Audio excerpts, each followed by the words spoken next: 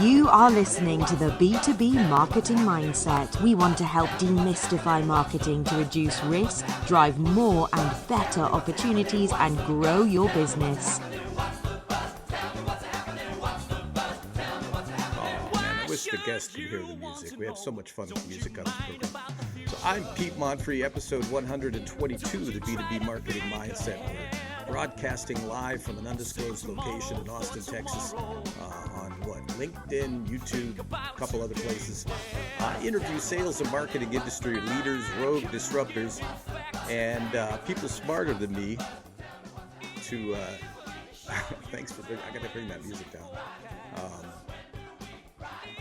I like to interview people smarter than me because this program is all about helping you make better marketing decisions. And today I'm talking to Eli Rubel.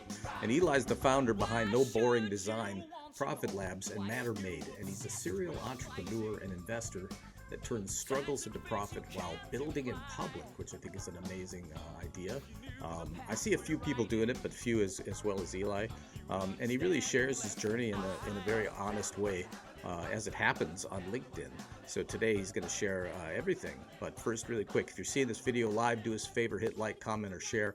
It tells LinkedIn to share the video farther and wider, doesn't it, Eli? It sure does. And it also helps me feel good about myself because I just want to be liked, honestly. So, hey, let's change the camera here. Hey, welcome to the program. I'm excited to talk to you, as I mentioned, and I follow you, and I think you have a lot to bring to the table. So you want to take like a couple minutes, introduce yourself, and share with folks what it means to build in public. I wonder if everybody knows what that means. Yeah, sure thing, Pete. Thanks for having me on the show. Excited to chat with you. So Eli Rubel, you gave a great intro. I can't beat that intro, so I'm gonna leave that where it is. For me, building in public, it's a way to kind of process my own thoughts and thinking, and help refine my own thoughts and thinking, and then also a way to just kind of share the journey. I think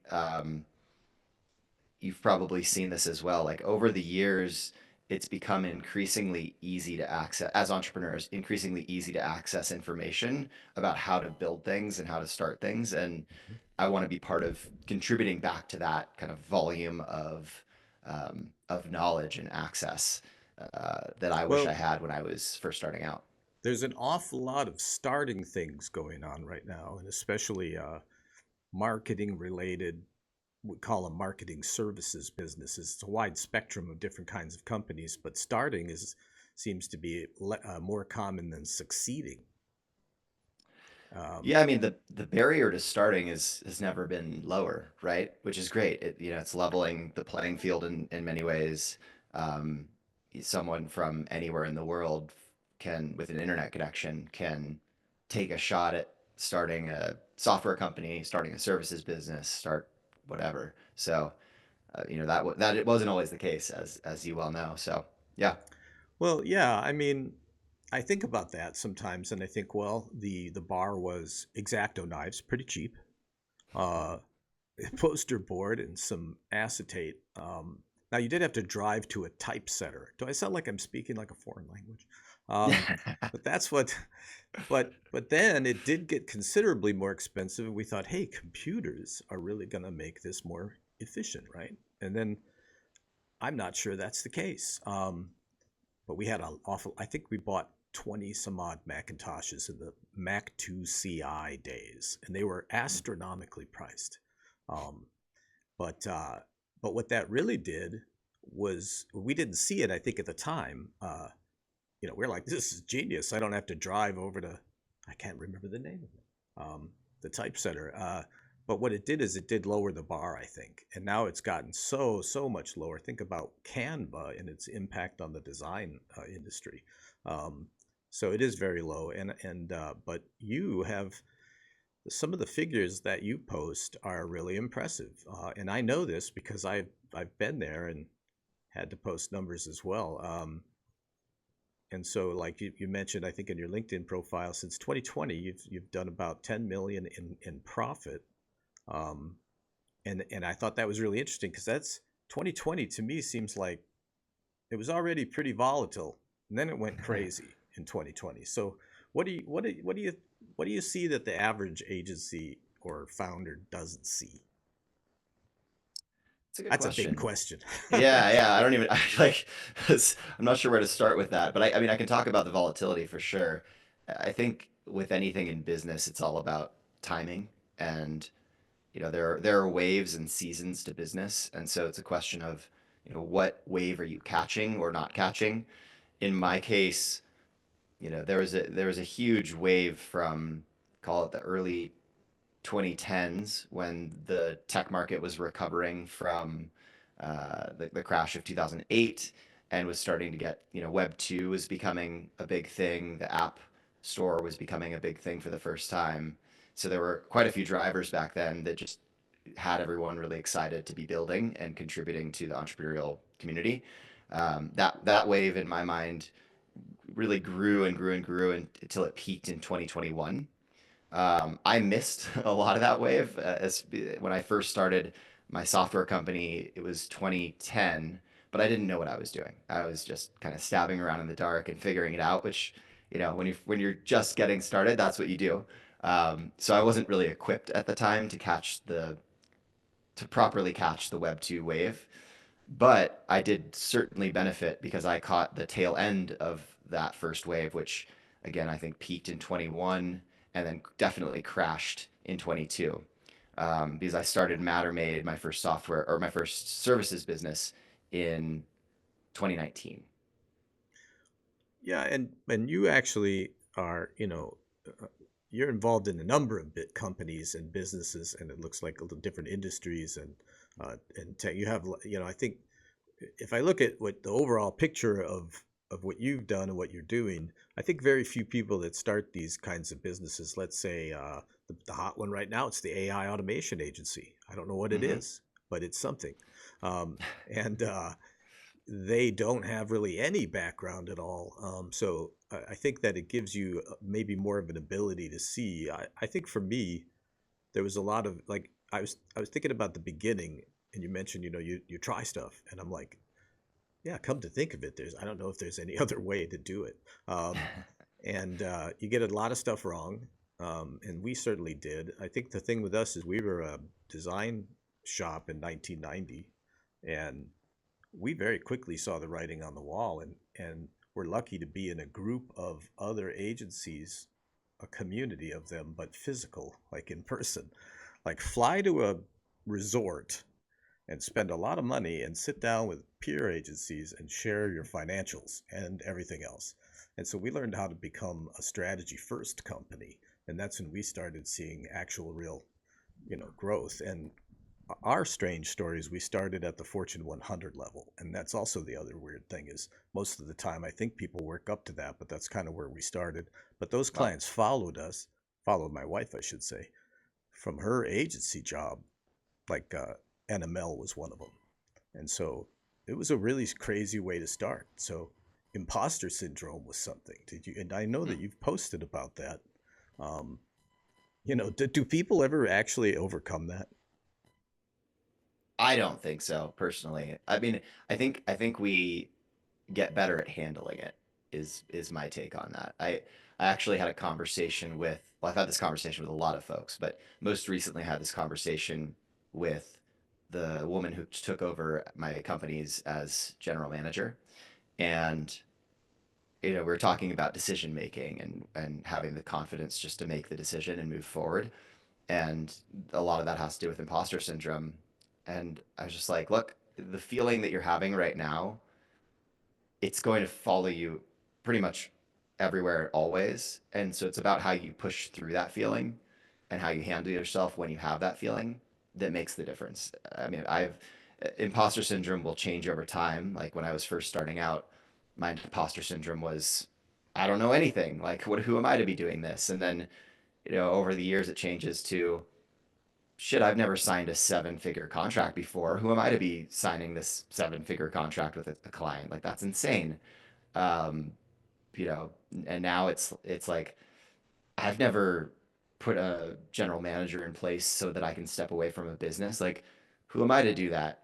And Right. it just keeps changing and evolving. But I do think you develop a strength over time around just being a bit more durable when it pops up. And you're like, okay, I know this feeling. We're going to get through it. It's just kind of part of the course. Well, yeah, and I think when things really start moving, it's almost like you don't have time to think about that. It's But I true. also think people really underestimate their own insight and abilities.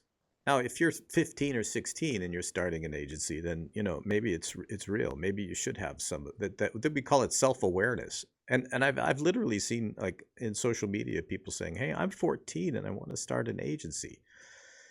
How much influence do you think that these marketing influencers are sending a message that, I think it's usually a digital agency or some kind of specific thing, but it's your fast path to riches easily.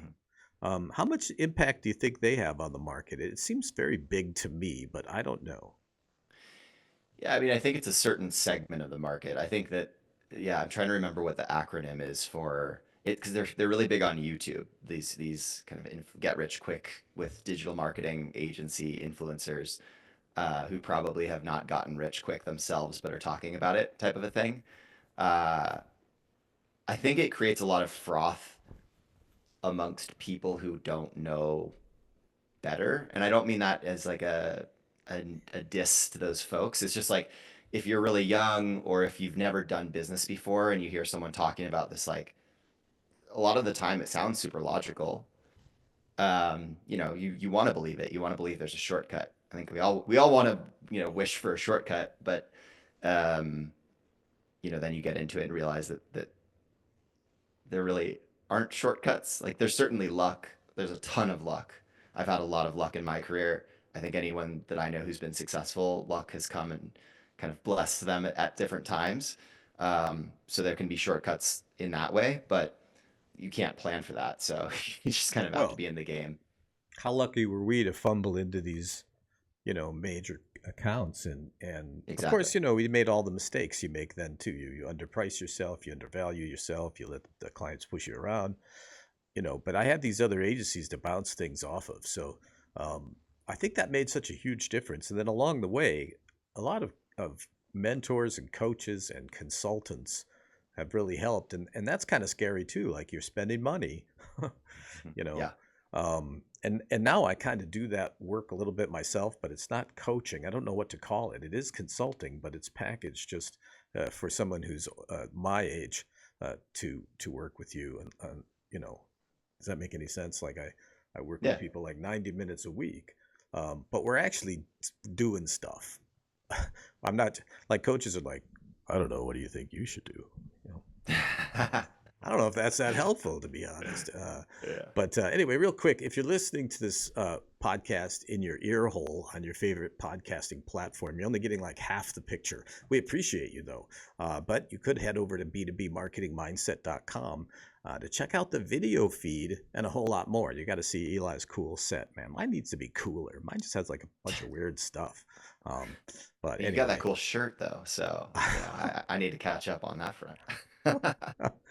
Well, and I was going to talk to you about positioning because you are involved in a whole lot of things, right? I mean, it's hard to introduce you without mentioning at least three companies. Yeah. I could have mentioned more, but I'm kind of that same way where I have a lot of interests and I'm not afraid to, like, do stuff. And but at the same time, it's like my positioning is kind of taking a pounding. So how do you Yeah. kind of? I had like some big shot consultant, a few of them, say, "You're unfocused." Do you get Mhm. that? Yeah, I mean, I think it's you just have to we have to be aware that any decisions we're making change our positioning and change how the market perceives our focus. I can give you some specific examples on that. So, when I first launched Mattermade, my paid media agency, we were laser focused on, we are the demand gen, demand efficiency agency for high growth B2B tech companies. We worked with companies like Dropbox and Loom. We created Loom's demand gen program from scratch. Hop and Com product board, just G2, like all of the names that ended up doing quite well over the last 5, 7 years, we've had some involvement in, most likely. Um, And so in those early days of Mattermade, my own brand positioning was the agency's brand positioning. I would talk about this stuff. I was laser focused on my LinkedIn, on my podcast, all these things. And then when I moved over to No Boring Design, suddenly my brand positioning shifted to talking about design and brand and the importance of that. And then that begins to whittle away at the focus that I used to have for Mattermade. And I think for me, it's a trade-off that I've been willing to make because I believe that like I don't want my brand, I don't let me rephrase that. I don't want my agencies to be reliant on my brand forever. And I don't even, I don't even have that big of a brand, but I think the agencies need to have their own brand, their own voice, their own um, clarity and focus within the market without the founder pounding the pavement all the time. I think founder brand is incredibly powerful, but if you always have to have that founder there, you know, making loud noises through their megaphone, then the agency it's almost like when the founder is still selling within an agency, which is I think probably the largest hurdle that most agencies will never break past. If you think about the size of the market of folks doing agencies, a lot of people will build really great businesses and they're still the seller and they'll never go past that. And that's totally fine. But I think that that's kind of a pretty big agency milestone is to get out of founder led sales and have a seller do the closing for you, at which point now you can actually scale that agency. And I see founder brand is almost the same thing where it's really great if you can build an amazing business off of it. But if the business is completely reliant on that and then you stop promoting it, how durable is that business? Um, so yeah, that's kind of my thinking on that. You know, I'm guilty. I mean, we had so much trouble trying to find people. Now, let me give the disclaimer on this. When we built my wife and I started, actually, it's the same company that I operate now, but it was started in 1990 in Milwaukee. Um, and it was before I actually had any sort of formal training in sales methodologies. And I'll always plug it. David Sandler, Sandler Sales. Go look it up, people. Um, but I have 20 years of that now. But I actually built the bigger company where we had the actual offices and people in downtown on Water Street, which I love. I love saying that. Mhm. But uh, couldn't find salespeople to, I mean, it was like it was a trap I knew I was getting into, but I couldn't hire my way out of it somehow. I kept spending an awful lot of money. That's probably a whole topic for another episode, but it was so difficult. And now that I know this methodology, I can kind of see uh, why.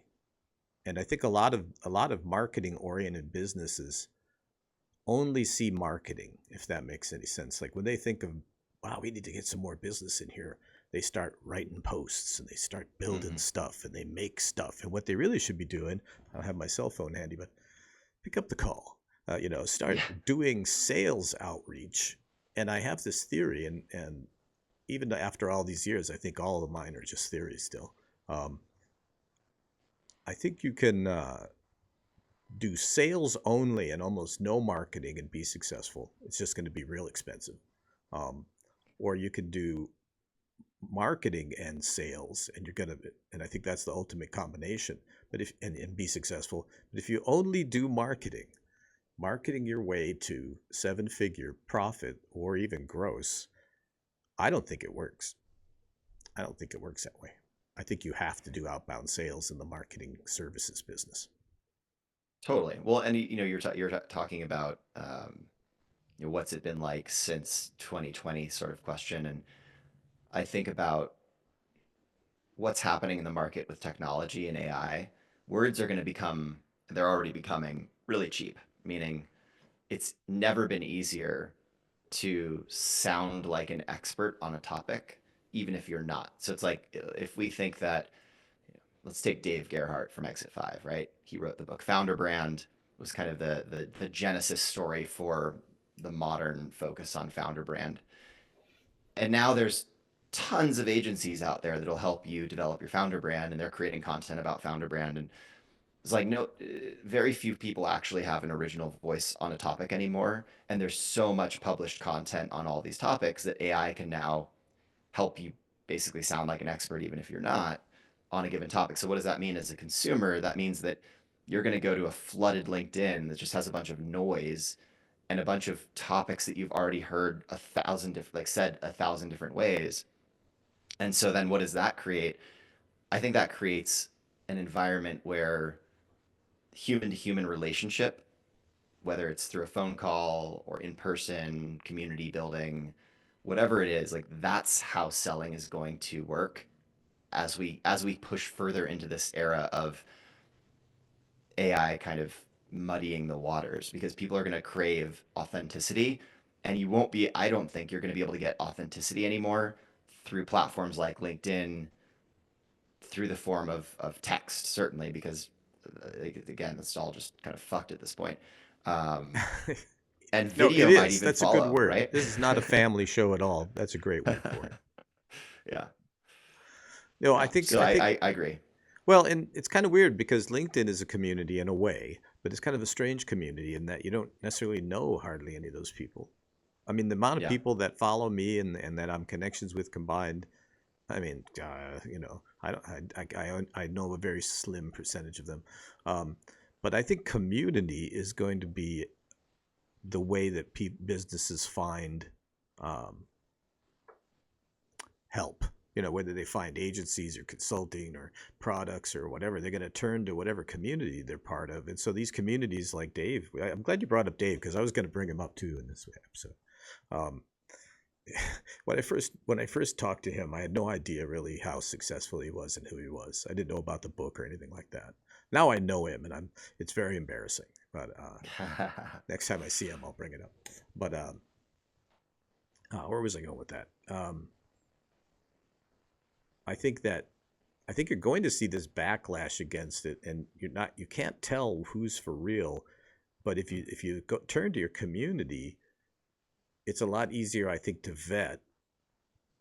And I think there's a lot of clients who they don't know enough to be able to vet. It's one of the reasons this podcast exists because we want you to have enough knowledge to know what you're buying, right? But Yeah. AI is certainly a complicator. There's all different factors right now creating this volatility, and so like one thing I saw, I think it was Gartner said the median marketing budgets in B2B are around 6.4%, which is pretty close to what they were in 2020, the height of Mm. COVID. And then in 2023, it was 9.6. Um, I think most of 2024 it was somewhere around 9.6, which to me sounds very low, but I know it's median. Um, so AI, influencers we've talked about, globalization, applications like Canva. There's this idea that people have that there's just nothing to do the work. I mean, it just does take nothing. Just make Eli. I need a business plan, and I need that in 4 minutes. If you could get that on my desk, I would appreciate that. Um, how long do you think? I think all of these issues are contributing to volatility, but it's got to shake out at some point. What do you think the timeline is? Oh, I have no that's a. idea. I think it's a loaded question because then we get into like, okay, if we're talking timelines, It is. then it depends on how, if you're an optimist with around the AI stuff or a pessimist.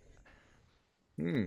I'm a little bit of both on a long term horizon, and by long term, let's call it in this case 5 to 10 years horizon. I'm a pessimist. On in a short term, like between now and 5 years, I'm an optimist, and I can explain why. So long term horizon, a lot of people are not going to like my answer, by the way. Even a lot of my friends don't like this answer. Love it. Long term horizon, I can call it 5 to 10 years. I think all of my agencies will be out of business. I think almost all agencies will be out of business. If you have a creative firm or a marketing firm, I think they'll like I think at least in the state that we know them today, they will all not exist, and they'll have to have evolved into something completely different that is unrecognizable from what we're doing today, simply because we won't there won't be a need anymore. So that's the pessimistic view. The optimist leading up to that time, though, in me is like, well, people for a while are really going to want this human touch. They're still going to want someone to look them in the eyes and say, I made you this amazing website, or, I'm going to own this marketing metric for you and make sure that it moves from A to B.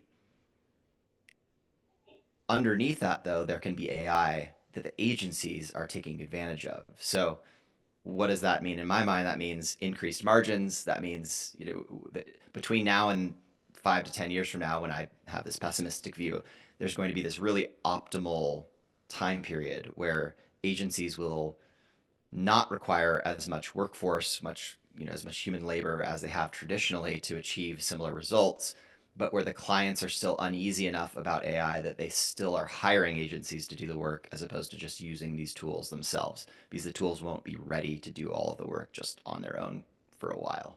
Yeah. So that's kind of my optimist pessimist. And then, essentially my lens on that is I hope I'm retired in 10 years. I agree with that, actually. That's kind of the timeline I was thinking. I think, if you've read Crossing the Chasm or, any of Jeffrey Moore's stuff, I mean, it's like it's falling right into that same pattern. Um, and, I think it's a really important tool, but I think it's just going to be so disruptive. So that is quite a take. Everybody will be out of business. I think that's true. I mean, I'm seeing it now. I mean, I talk to agency owners, and I say agency is a very loose term, all kinds. I mean, I've been including like software companies in my definition of agency. Um, but really, and it's not even geographically focused. I mean, it's really everybody's down, right? If you're down out there and you're like thinking to yourself, it must be me. The problem must be me. It's not you. The market is really nuts right now. And it's just and it is a difficult business, right? It's sold as something so simple. But it really is. If there's probably easier businesses to go into, Eli. Why aren't we selling appliances or something? Man, Everybody knows what a dishwasher is. I think once you've been playing the entrepreneurial game long enough, that exact question, not appliances, but like the temptation of, man, why am I not doing this other thing that surely is easier than what I'm doing? And I don't know. I think all business It's is all hard. difficult. One thing that I really was struck me too was so back in the 90s, our plan for net profit was like 35%. Like that would Mhm. be to us where it's like, oh man, this with 23 employees, right? Um, all in an office together in person. Um, Yeah.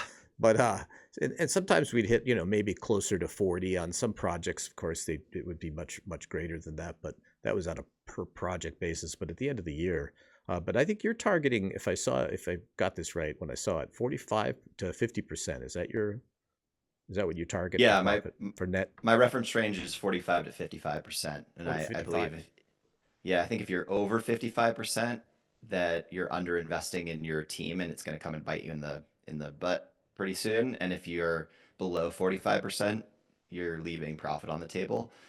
It's interesting that you said, back that it was 35% to 40%, because I think that would be exceptional if I had to have an office and had employees come into that office and globalization hadn't been a thing yet. So everyone was in person, W-2 local labor.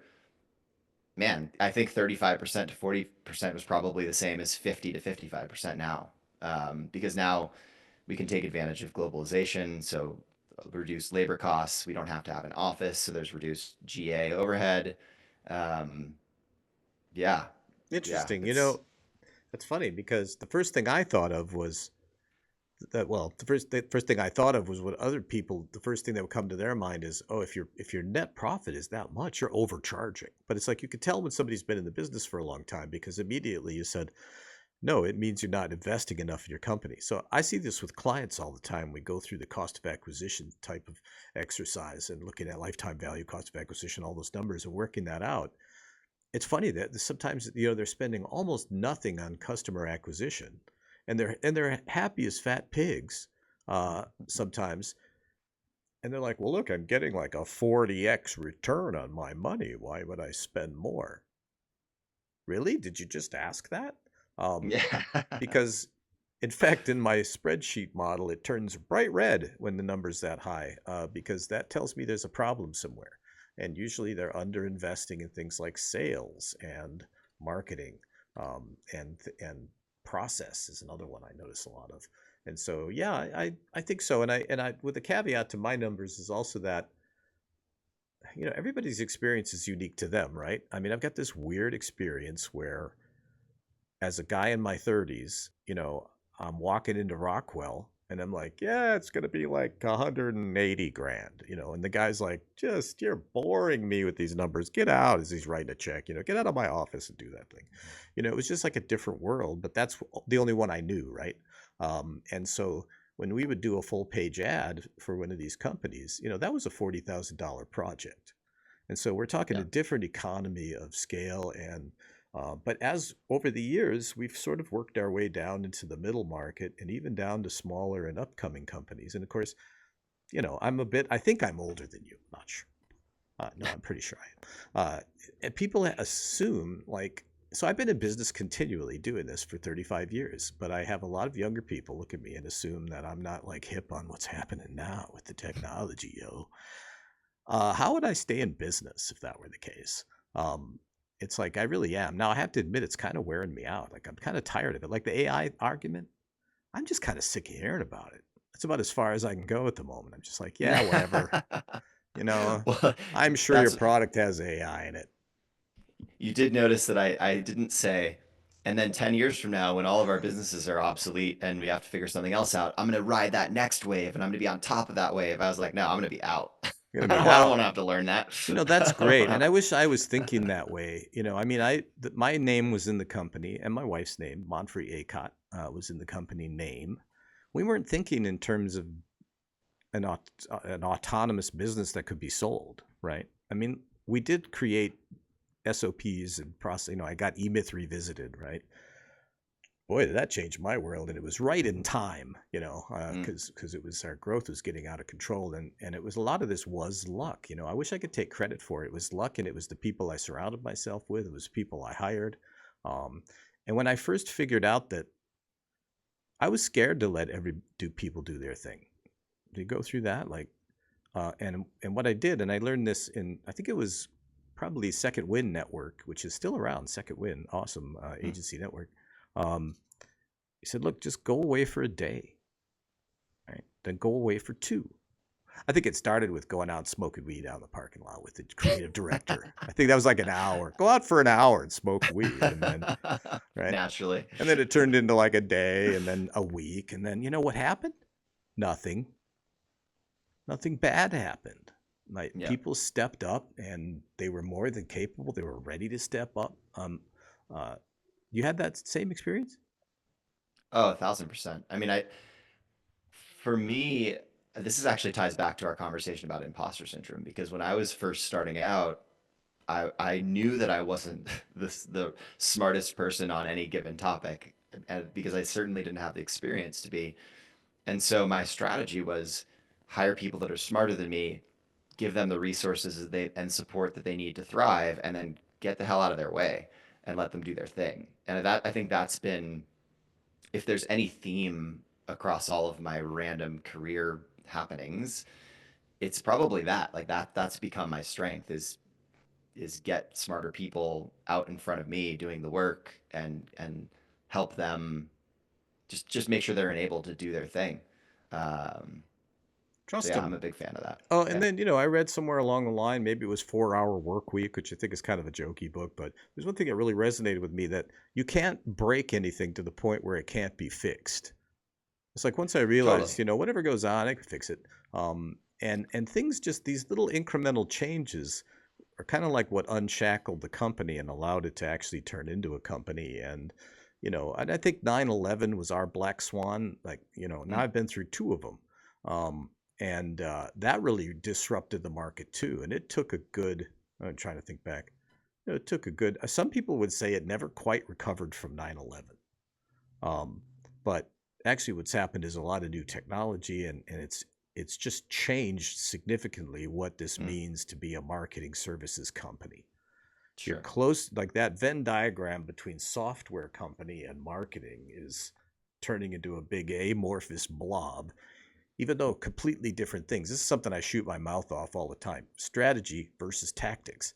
So chances are that agency that you're hiring, the things they're recommending are the things they sell, and they're all tactics, and you're not really doing marketing. You're just trying different tactics in a type of gambling way to try to see what's happening. And so if you're listening to this out there in podcast land, you learn one thing. You don't have to do it that way. It's not really a guessing game. It can be predicted, it can be planned, it can be executed according to that plan. And it's amazing. I mean, it's like it took me a long time to be able to do it this way, but it's like we can call it. We can call the numbers and the timing pretty much. We'll tell you when you'll cross over into break even if you follow our process plan recommendations, right? If you don't follow them, hey, I don't know, do whatever you want. But I think let's do some final thoughts here, because I think you and I probably could go on for a long time, and we really should do this again. And I hope that our relationship doesn't end at this podcast. I hope I can get to know you better. But I love Austin, so I'll be down there bugging you. Oh, really? You are in Austin? No, I love Austin. I love. Oh, you love Austin. Well, come down. Yeah. One of my positioning problems. I'll bounce this off of you. Tell me what to do. So 47 years I've been a professional musician, and I perform here in Austin with some pretty well-known people, and it's confused the shit out of everybody. They're like, this guy's a guitar player. What is he doing? You think he's going to run our marketing or help us on the marketing end? And I'm like, no, you've got it flipped, man. And this is why I tried to keep it separate in Milwaukee, because all the time I was building this company, I was doing 4 or 5 shows a week. Oh, wow. And then I was touring too with blues originators like chess label people, which was great because my salary allowed me to do this other thing that didn't pay worth a shit. And it still doesn't. Like, that's why I'm like, no, not that. That's how, if you want to make tens of dollars a year, Eli, be a guitar player. In Austin, right? When you come here and you go to the airport, you'll see you'll just start tripping over guitar players. It's crazy. And they're way better than me, but I run the music thing the same way. I surround myself with players that are far beyond me. My drummer's from the Steve Miller Band. You might have heard of them. What? So much better than me. Like, these are session touring guys on a different level. And guess what that means? And I think this goes with the agency. If you hire all rock stars, boy, your job gets so much easier, doesn't it? That's my final thought. I usually let the guests go first, but I'm on a tear. What's your final thoughts, Eli? No, I'm right there with you. Let's surround ourselves with people who are smarter and better at specific things than us, and let them rip. And I don't think that I know in my case, it's not false modesty. I mean, it is really a thing, right? I mean, I hired the director of marketing away from Schwarz Pharma. So I'm like 35 and he's like 60 or something. I don't know how. Sorry, Bernie. I don't think you were that old. It takes, you got to swallow hard and check your ego and go with that flow, man. I think that was really hard. But once, and then also hiring people from the military. Ooh, boy, if you want to get your process act together, hire a Marine, Anyway, thank you so much. What a great show. I appreciate it. Too bad we had the technical difficulty. I don't know what happened. Let's see. It probably cuts off on LinkedIn. So what we'll do is we'll edit this together and then we'll see everybody. And I think we're at the 2-week schedule now because I'm on sort of a sabbatical. So, but we'll be back to every single week, 11 o'clock Central. LinkedIn, YouTube, everywhere fine podcasts are consumed. And we talk to smart people, smarter than me. Thank you, sir. If you want to just hang on the Zoom chat. Perfect. Thanks, Pete. We'll wrap this up. People can listen to the outro music.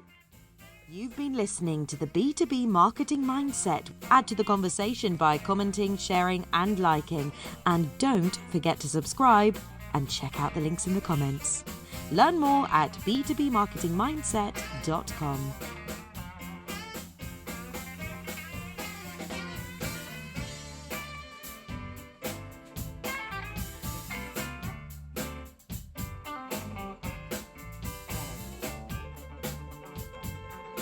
Sweet.